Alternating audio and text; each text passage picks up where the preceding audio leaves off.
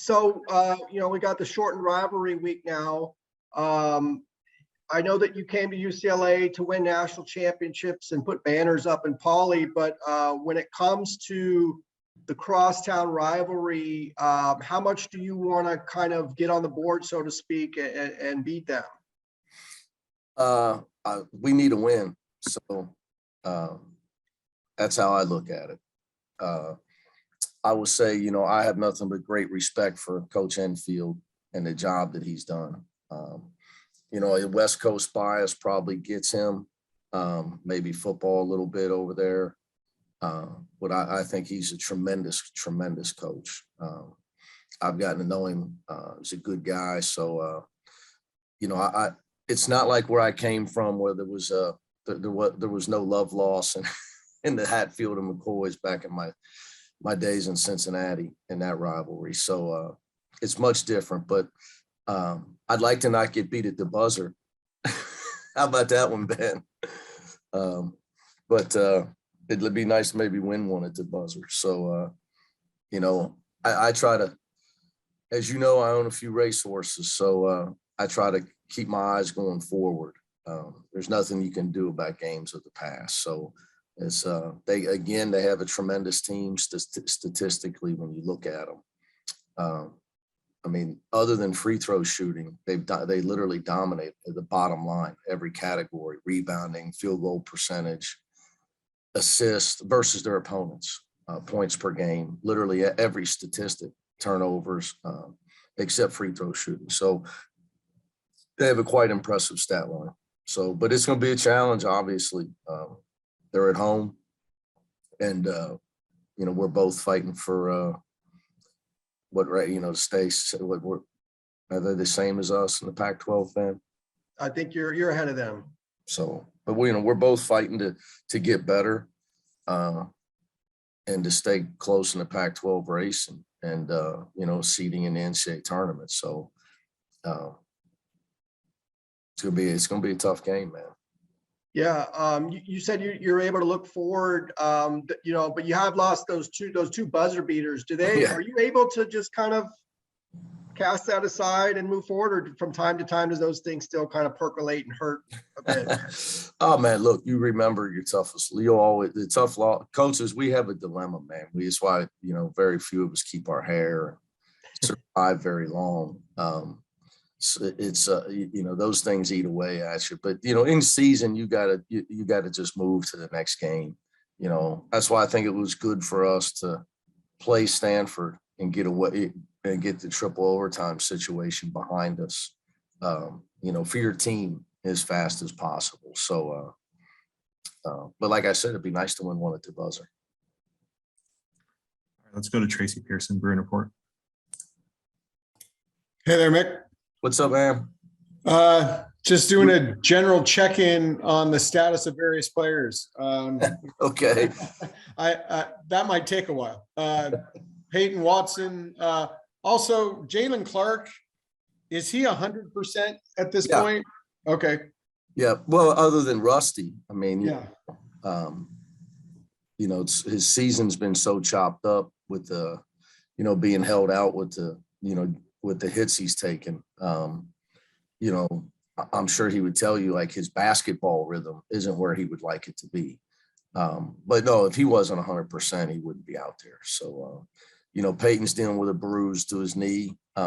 He's as he can tolerate. When you're dealing with stuff like that, I'm really uninvolved. I stay out of it. It's a medical decision, and a Peyton decision. So we'll see, how he feels today. And, it's a day-to-day thing. He has no structural issues. Who else you got? Would you say Cody Riley is still trying to make his way back in terms of stamina and just game,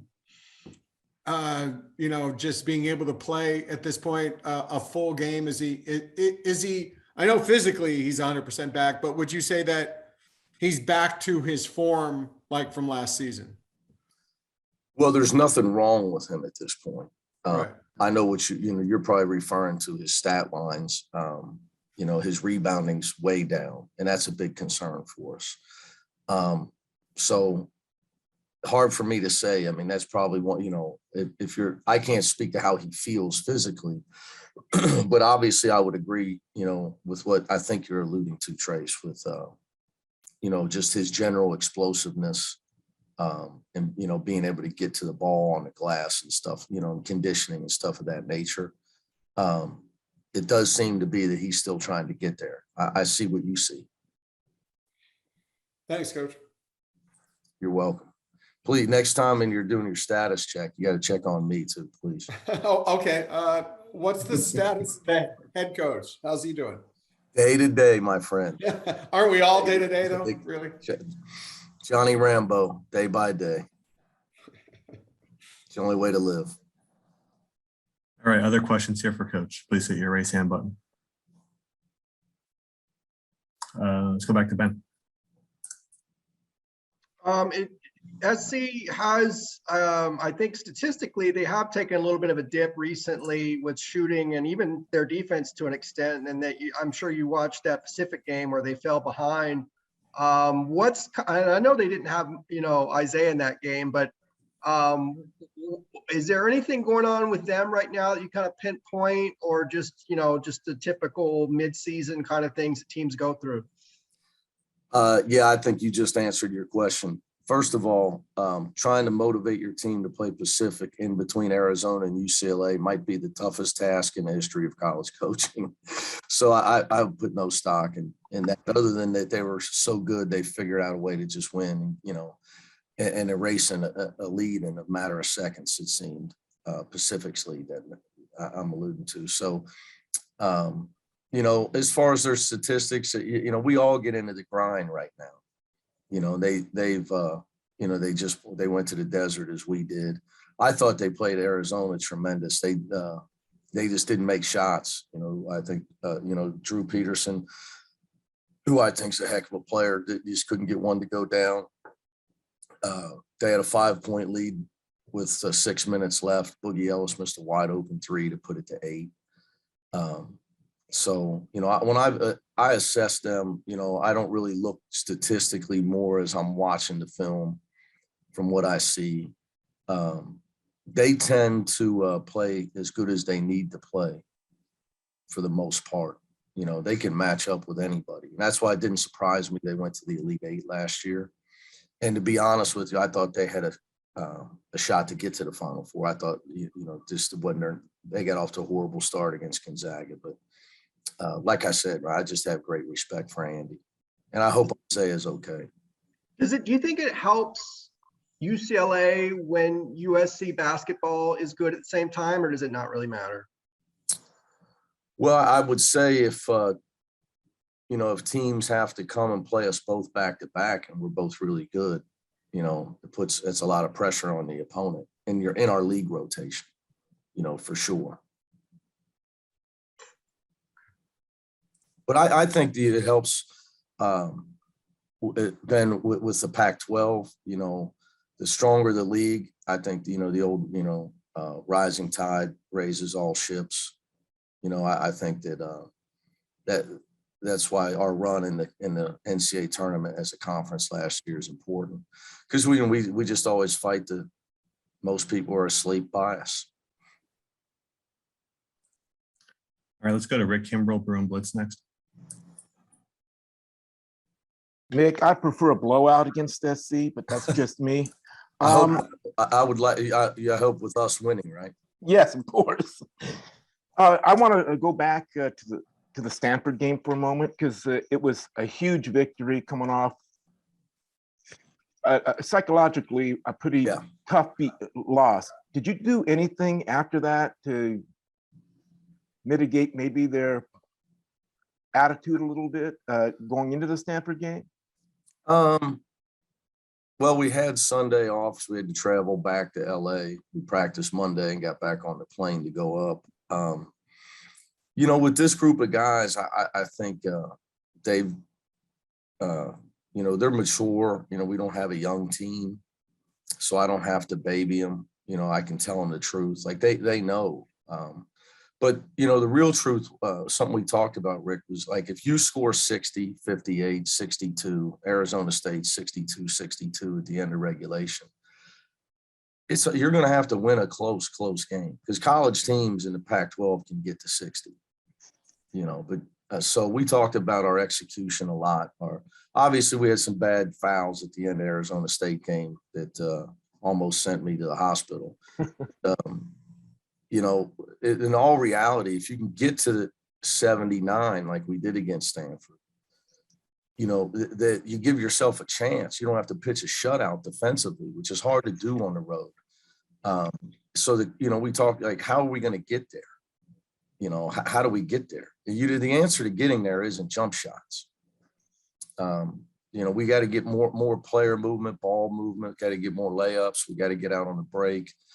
And the guy, I give the kids credit, man. You guys know I'm hard on them, but I defend them.